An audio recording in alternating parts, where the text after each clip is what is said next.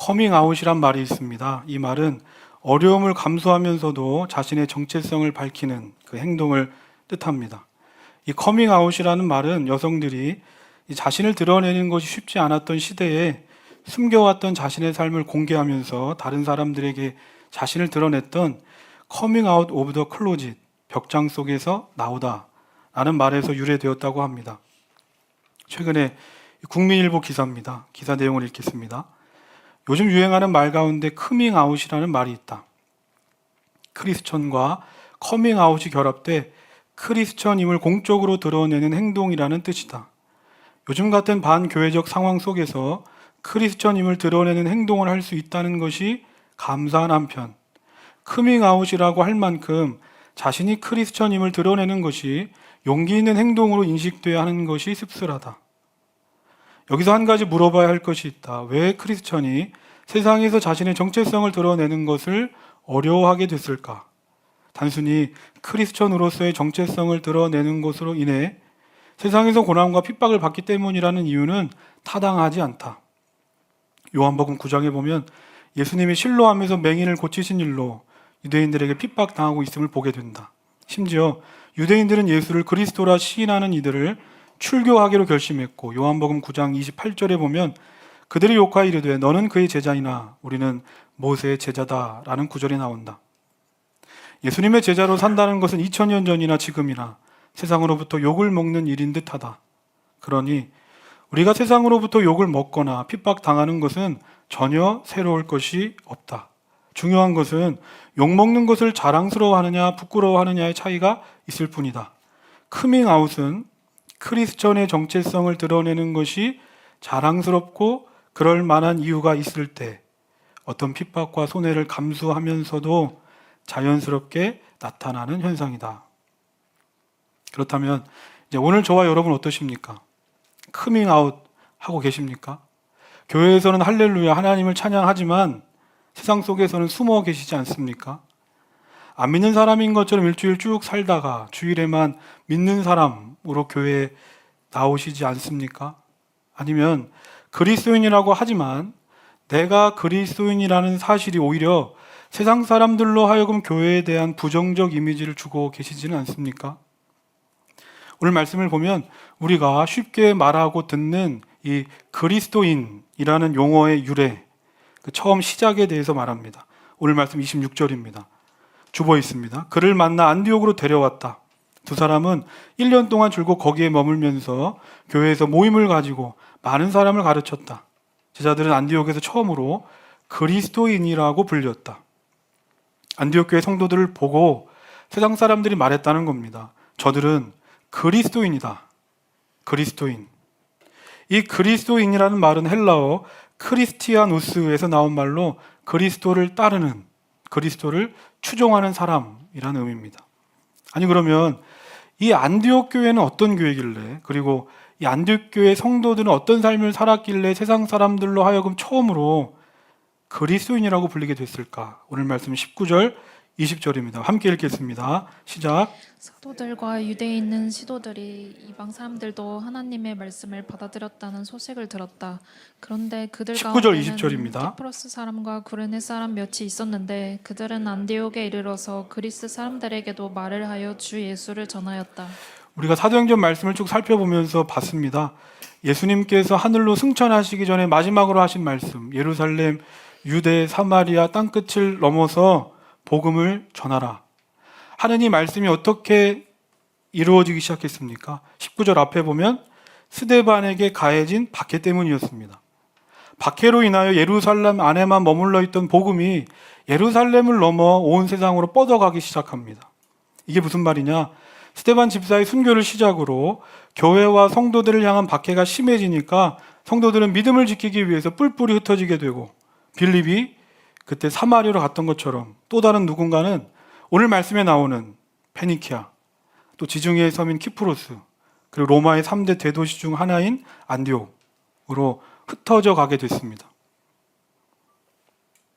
그런데 이 사도행전 10장에서 이방인 고넬료에 대한 편견을 가지고 있었던 사도 베드로를 우리가 이전에 봤듯이 이때까지만 해도 이 예루살렘 교회의 출신들은 유대인들에게만 복음을 전했습니다. 19절 뒷부분 보면 유대 사람들에게만 말씀을 전했다. 그런데 20절 보면 사람 몇이 있었는데 그들은 안디옥에 이르러 그리스 사람, 즉 이방인에게도 예수님을 전하기 시작했고, 그렇게 안디옥에 안디옥 교회가 세워진 겁니다. 이 사람들이 누구인지는 알 수 없지만 빌립을 통해서 그 복음을 들었던 에디오피아 내시나 아니면 베드로를 통해 복음을 들었던 로마 백부장 같이 일회적이고 소수의 사람에게만이 아니라 정말 하나님이 계획하시고 꿈꾸셨던 예루살렘을 넘어서 유대와 사마리아를 넘어서 땅끝을 향한 선교가 이제 본격적으로 시작된 겁니다. 그래서 이후부터는 우리가 사도행전 2장부터 쭉 살펴봤던 예루살렘 교회가 중심이 아니라 이방인들이 주축이 되는 이 안디옥 교회를 중심으로 하나님의 역사, 하나님의 나라가 이루어지기 시작합니다. 저는 여기서 이 몇 사람이란 단어에 주목하게 됩니다. 몇 사람입니다. 이름도 기록되지 않는 몇 사람, 소수의 사람. 그런데 이들로부터 이방 땅의 교회가 세워지고 이를 토대로 세계 선교가 시작됐다는 겁니다. 마태복음 13장 32절입니다. 주보 있습니다. 겨자씨는 어떤 씨보다 더 작은 것이지만 자라면 어떤 풀보다 더 커져서 나무가 된다. 그리하여 공중의 새들이 와서 그 가지에 깃들인다. 티끌보다 작은 게 겨자씨입니다. 그런데 그 겨자씨가 자라니까 어떻게 됩니까? 본래 겨자씨였다는 것은 상상도 하지 못할 만큼 엄청나게 놀랍고 큰 존재로 성장한다는 겁니다. 그렇다면 왜 주님께서 하나님 나라를 말씀하시면서 이 겨자씨 얘기하셨을까? 하나님 나라는 이와 같기 때문입니다. 이것이 하나님 나라고 이것이 하나님의 역사가 이루어지는 방식이기 때문입니다. 나의 작고 연약함은 중요하지 않습니다. 내 안에 하나님이 계시면. 하나님은 그 보잘것없이 작고 연약한 겨자씨를 큰 나무로 만드시는 하나님이시기 때문입니다. 오늘 말씀 21절입니다. 주님의 손이 그들과 함께 하시니 수많은 사람이 믿고 주님께로 돌아왔다. 이 말씀 그대로입니다. 주님의 손이 함께 하시니, 주님의 손이 함께 하시니. 이처럼 누가 하나님이 함께 하는 사람인가? 하나님은 누구와 함께 하시는가? 하나님의 뜻을 알고 그 뜻대로 살고 싶어 하는 사람, 하나님의 뜻대로 살고 싶어 하는 소수의 몇 사람과 하나님은 함께 하시는 겁니다. 성경에 이름도 나오지 않는 사람이었습니다. 또 사도들도 아니었습니다. 누구도 주목하지 않는 소수의 사람이었습니다. 겨자씨처럼 작고 보잘것없는 무명의 성도였습니다. 하지만 그들은 알았습니다. 하나님의 뜻이 예루살렘과 유대와 사마리아를 넘어서 땅끝에 있구나. 땅끝에 있다는 걸 알고 비록 내가 박해를 피해 도망쳐서 안디옥까지 오게 됐지만 이곳에서라도 어떻게든 하나님의 뜻을 이루고자 하니까 하나님께서 그들과 함께 하시면서 그들을 통해 놀라운 일을 이루어 가시는 것이 아니겠습니까? 오늘 말씀 21절, 22절 함께 읽겠습니다. 시작. 주님의 손이 그들과 함께 하시니 수많은 사람이 믿고 주님께로 돌아왔다. 예루살렘 교회가 이 소식을 듣고서 바나바를 안디옥으로 보냈다. 모 교회라고 할 수 있는 예루살렘 교회가 놀랄 정도로 안디옥 교회의 부흥의 소식이 들려왔습니다. 수많은 사람들이 안디옥 교회를 통해서 예수님을 믿게 됐습니다. 이처럼 그리스도인은 누군가? 그리스도인은 내가 중요하다는 걸 하는 사람이 아니라 하나님께서 중요하다고 하시는 것에 관심을 두고 그 일을 하는 사람이 바로 그리스도인인 줄로 믿습니다. 앞서 광고했지만 저희 교회가 6월 달부터 매주 금요일에 물결 세길 기도회를 하려고 합니다. 물결 사당점에서 이제 하려고 하는데 우선 장소를 이게 제공해준 우리 정원 청년, 회원 청년이 감사한 마음을 하고 아니 그러면 왜 기도회입니까? 저는 기도회를 준비하면서 꿈꿉니다. 기도회를 통해서 우리 교회 교인이 아니더라도 누구라도 기도하고 싶은 사람이 있으면 와서 기도하고 혹 나의 전도 대상자가 있는데 교회 데리고 오기 좀 부담스럽다면 금요 기도회에 와서 함께 기도하고 또 함께 먹으면서 식사 교제하는 그런 모임을 꿈꿉니다. 물결이 시작되고 이제 금요 기도회를 시작하기까지 내가 계획한 길이 아니라 늘 하나님이 열어가시는 이전에 한 번도 걸어가 보지 않았던 새 길을 걸어왔으니까 이 기도회를 통해서 기도회를 참여하는 이들 모두가 내가 아니라 하나님이 열어가시는 길을 걸어갔으면 하는 마음으로 이름을 새길 기도회로 정했습니다. 제가 정했지만 이름 잘 정하지 않았습니까? 제가 몇 명이나 기도회에 참석할지 또 앞으로 이 모임이 어떻게 지속될지는 모릅니다. 그런데 오늘 말씀을 준비하면서 내가 이거 하기 잘했다 하는 그런 생각이 들었습니다. 왜 그렇습니까? 하나님이 기뻐하실 일이기 때문에. 지난 금요 필사의 밤에서 미리 이제 거기 가서 기도회를 했습니다. 그래서 그 기도회 초소로 가는데 위치가 사당역 근처입니다. 그러니까 아마 가신 분들은 아실 겁니다. 금요일 밤 불금 사당역 근처이다 보니까 역 근처에 사람이 얼마나 많은지 모릅니다. 길가에 가득 차고 그 식당과 술집에 사람들이 가득 찼습니다. 영적으로 보면 광야같이 메마르고 척박한 땅일 수 있겠다. 그런데 그 길을 뚫고 소수의 사람이지만 기도하러 온다는 것 자체가 참 의미 있는 일이다. 어느 때보다 모이기 힘든 때에 믿음의 사람들이 모이고 함께 모여 기도한다면 하나님께서 얼마나 기뻐하실까. 그 자리, 그 모임 가운데 하나님은 함께 하시겠구나. 주님의 손이 우리 교회와 함께 하시겠구나. 한 달에 한 번입니다. 우리 물결에 모든 가족들이 나와서 함께 기도했으면 좋겠습니다.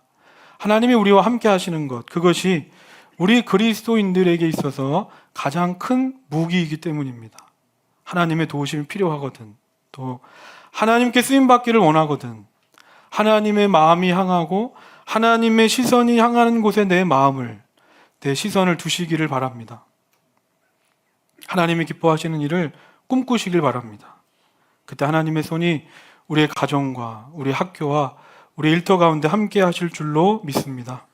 오늘 말씀 22절입니다. 예루살렘 교회가 이 소식을 듣고서 바나바를 안디옥으로 보냈다. 안디옥 교회의 놀라운 부흥의 소식을 듣게 되니까 이 예루살렘 교회에서는 이 안디옥 교회를 지도하고 가르칠 목회자를 보냈습니다. 그가 바로 바나바였습니다. 바나바 기억하십니까? 바나바는 사도행전 4장에서 자기가 가지고 있던 밭을 팔아서 어려운 사람을 도왔던 위로의 사람이었습니다. 사도행전 9장에서는 예수님을 핍박하던 사람에서 예수님을 믿고 회심하여 예수님을 전하는 사람으로 바뀌었던 그 사울을 변호해 주므로 이 사울이 초대교회에 정착할 수 있게 도와줬던 그 따뜻하고 정이 많은 지도자가 바나바였습니다. 그 바나바가 안디옥 교회로 목회자가 파송되어 갑니다. 그랬더니 23절입니다. 우리 함께 읽겠습니다. 23절 시작. 바나바가 가서 하나님의 은혜가 내린 것을 보고 기뻐하였고 모든 사람에게 굳센 마음으로 주님을 의지하라고 권하였다. 바나바가 안디옥 교회에 와서 보니까 어떻습니까? 이 모든 것이 하나님의 은혜로 된 거구나. 바나바는 안디옥 교회로 오자마자 이 안디옥 교회 성도들과 교회 위에 하나님의 은혜가 넘치게 임하는 것을 보고 기뻐했습니다. 이겁니다. 그리스도인은 무엇을 보고 기뻐하는 사람인가? 하나님의 은혜가 임해서 변하고 새로워질 그 교회와 성도들을 보고 기뻐하는 사람이 바로 그리스도인이구나. 세상 사람들 중에 누가 불신자가 예수님 믿었다고 기뻐합니까? 세상 사람들 중에 누가 하나님의 교회가 자리 잡아가고 하나님의 뜻이 이루어지는 것을 보고 기뻐하겠습니까? 그런데 언제부턴가 교회가 하나씩 자리 잡아가는 모습을 볼 때면, 언제부턴가 성도들이 조금씩 변화되어 가는 모습을 보면 그것이 우리에게 기쁨이 되지 않습니까? 하지만 사실 오늘 말씀 속에 이 안디옥 교회는 객관적으로 보면 부족한 것이 많은 교회였을 겁니다. 왜냐하면 이제 교회로 세워진 지 얼마 되지도 않았고 성도들이 많이 몰렸다고는 하지만 대부분이 새신자였습니다. 그리고 이들을 양육할 목회자가 있었던 것도 아니고 오늘날처럼 안정적인 시스템이나 조직이 갖춰 있던 것도 아니었습니다. 그러니까 지금까지 예루살렘 교회에서 안정적으로 신앙생활을 해왔던 바나바가 봤을 때는 이 안디옥 교회는 참 부족한 것이 많았고 미흡한 것이 많았을 겁니다. 그런데 우리가 주목해야 되는 건 이 바나바라는 사람은 이 모든 것 가운데에서도 먼저 하나님의 은혜를 보고 기뻐하는 사람이었다는 겁니다. 우리 교회도 세워진 지 1년이 조금 넘은 교회로 부족한 것도 많고 아쉬운 것도 많습니다. 목회자로서 제 계획대로 바람대로 되지 않을 때도 많습니다. 그러면 아쉽고 답답할 때도 많습니다. 그런데 오늘 바나바를 보면 깨닫는 겁니다. 하나님의 교회는 이 바나바와 같은 그리스도인을 통해서 세워지는 거구나. 바나바와 같은 그리스도인. 그러면 이 바나바와 같은 그리스도인은 어떤 사람입니까? 분명 이 부정적인 걸 볼 수 있는 상황이었습니다. 다들 쉽게 말하듯이 부정적인 것부터 말할 수 있습니다. 그런데 부정적인 것 먼저 보기 전에 먼저 하나님께서 베푸신 은혜를 바라보고 이를 위해 수고하고 헌신한 믿음의 사람들을 격려하고 축복할 수 있는 사람, 바로 그 사람이 바나바와 같은 그리스도인이지 않을까. 유명한 얘기입니다. 미국 인디언들에게는 2마리의 늑대 이야기라는 전설이 내려온다고 합니다.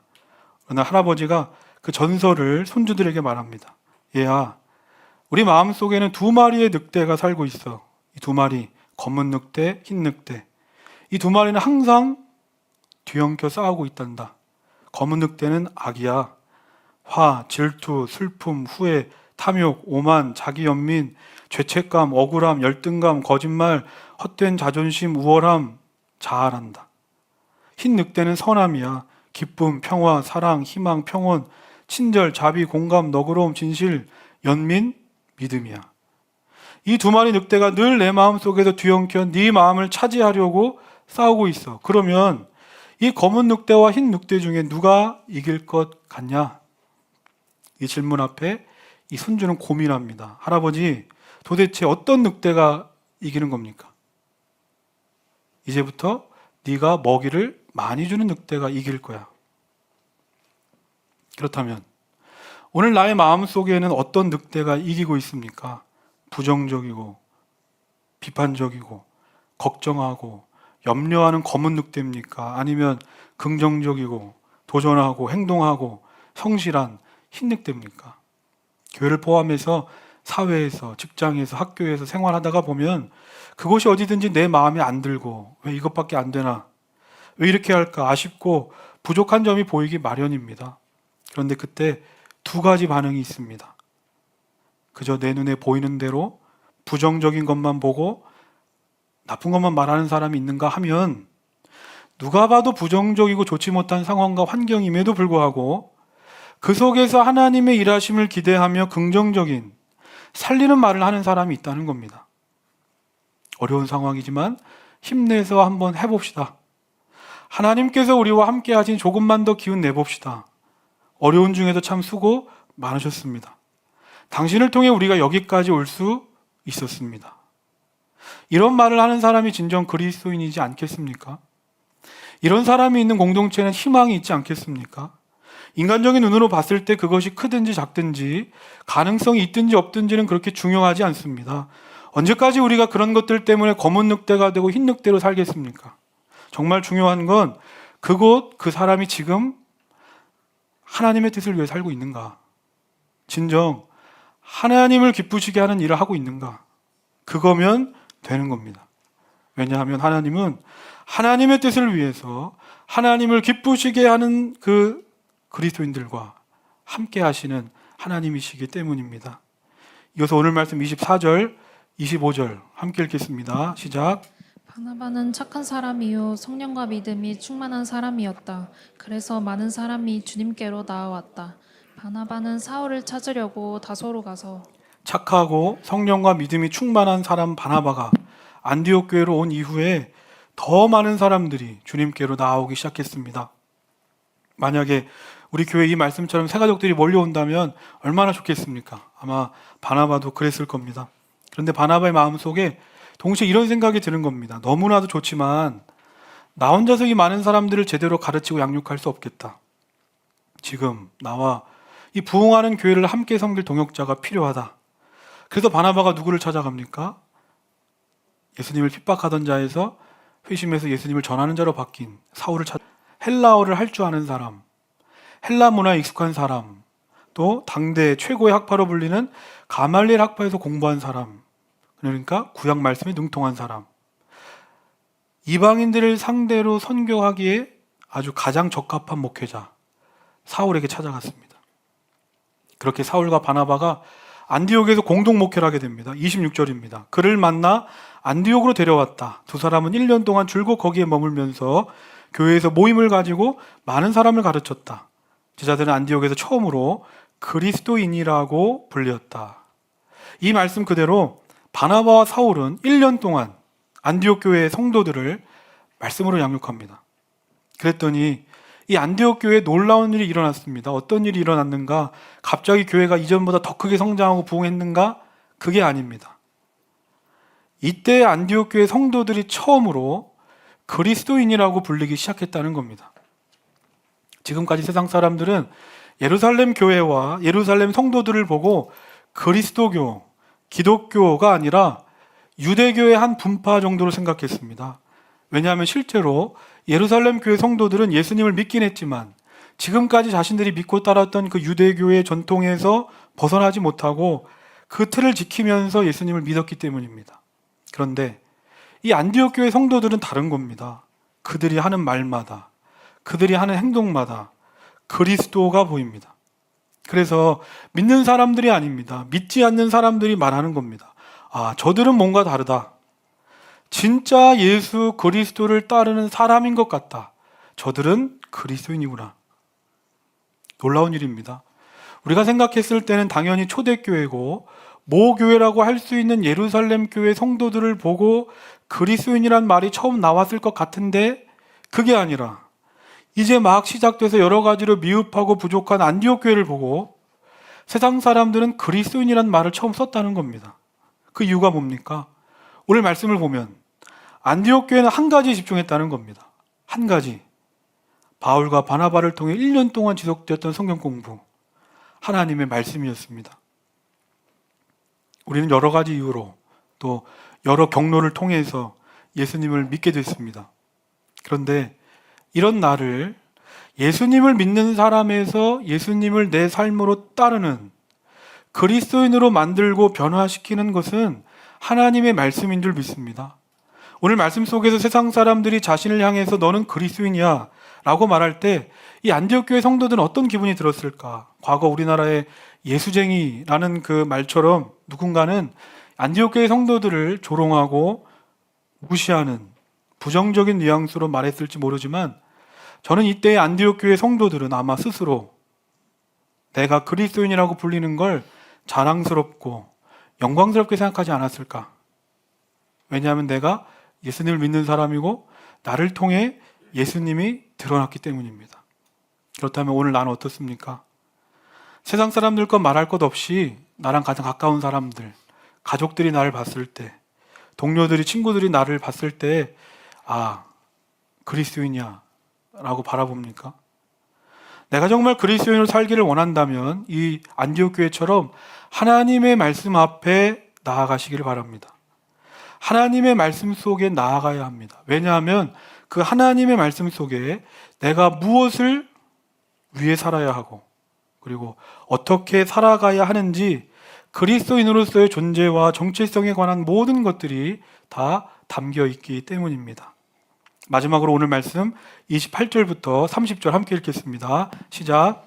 그 가운데 아가보라는 사람이 성령의 감동을 받아서 일어나 온 세계에 큰 기근이 될 것이라고 예언하였다.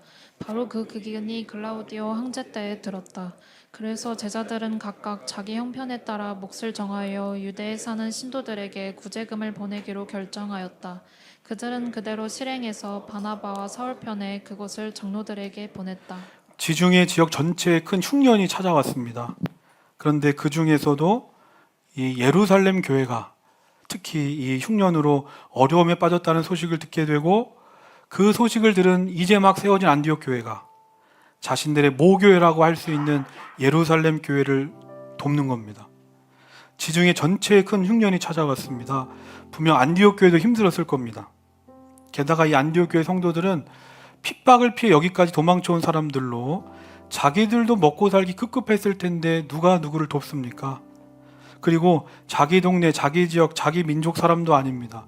수백 킬로 떨어진 예루살렘 교회, 그곳 그것도 자기들과 사이가 좋지 못한 유대인들이었습니다. 그런데도 그들은 돕는 겁니다. 29절 보면 자기 형편에 따라, 개역개정 성경을 보면 힘대로, 힘 닿는 대로 구제금을 보내 돕기 시작합니다. 아니 그러면 왜 이들은 예루살렘 교회를 도왔을까? 자기들 먹고 살기도 힘든데, 형편도 좋지 못한데 왜 도와야겠습니까? 그건 다른 이유가 없는 겁니다. 바로 내가 그리스도인이기 때문입니다. 내가 교회이기 때문입니다.